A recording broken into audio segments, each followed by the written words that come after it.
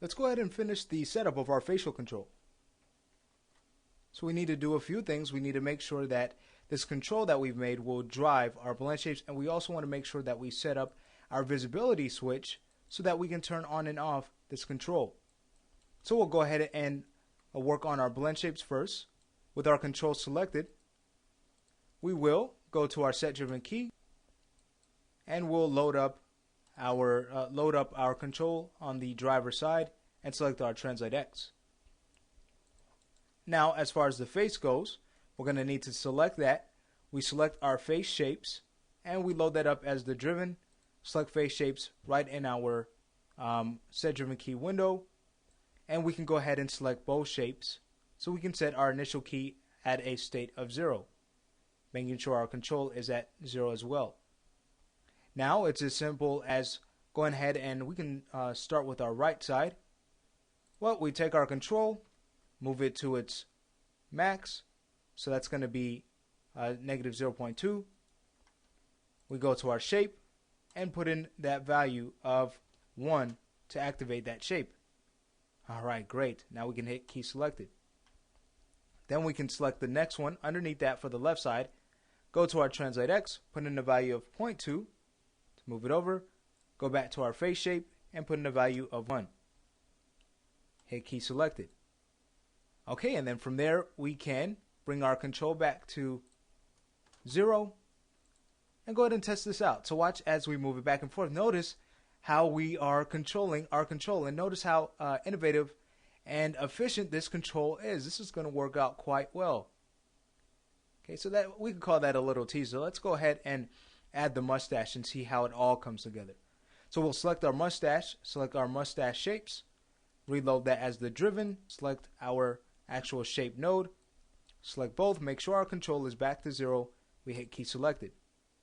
Now we could select the one, starting from our right side, bring our control to negative 0.2, go to our shape, put in a value of 1 to activate the shape, hit key. Alright, this is going to be great.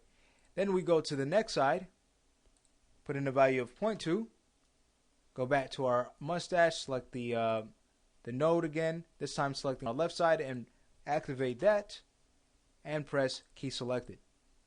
So watch now as we close out our set driven key and test out our control. Wonderful. So we have this nice little mustache smirk going on. Okay, I can really add to some humor in your animation, especially for a character of this nature. So that's the setup of our control. Now, from here, we can set up the attribute to hide this control if we like. So we'll select our head, go to modify, go to add attribute, we'll give it a category name. We can call it our show face controls category. We hit add, and now as far as our actual attribute to control it, we can make it a boolean, make it keyable, and call it viz. Okay, similar to what we've done already with the fingers, for example, and we hit OK. So there it is.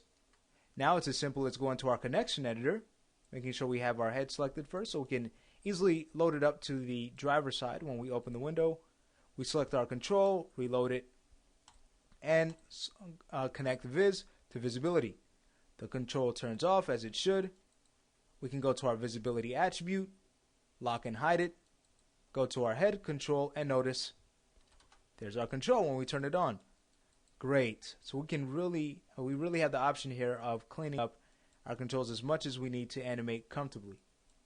So what do we do about these guys here? Well, remember we put them in our blend shape node, so we can select one, hit up arrow to get to the blend shape node itself, and zero it out so we no longer need to see them. And remember, since the blend shapes are baked in, you can delete them if you like, but I'm going to go ahead and leave them because again I like to do that if I ever need to go back and add any tweaks. But notice everything's moving fine, and if we move the character to the side like this, we go to his mustache, move that around.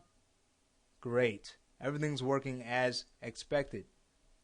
Well, we've looked at several things. We looked at how we can quickly make shapes, how we can mirror those shapes seamlessly, and how we can set up an innovative and really cool control in order to manipulate those shapes while staying efficient. So that's the end of this lesson. And again, what we can do is go back, always testing our scale to make sure everything is moving as we need it to. Everything's moving just fine.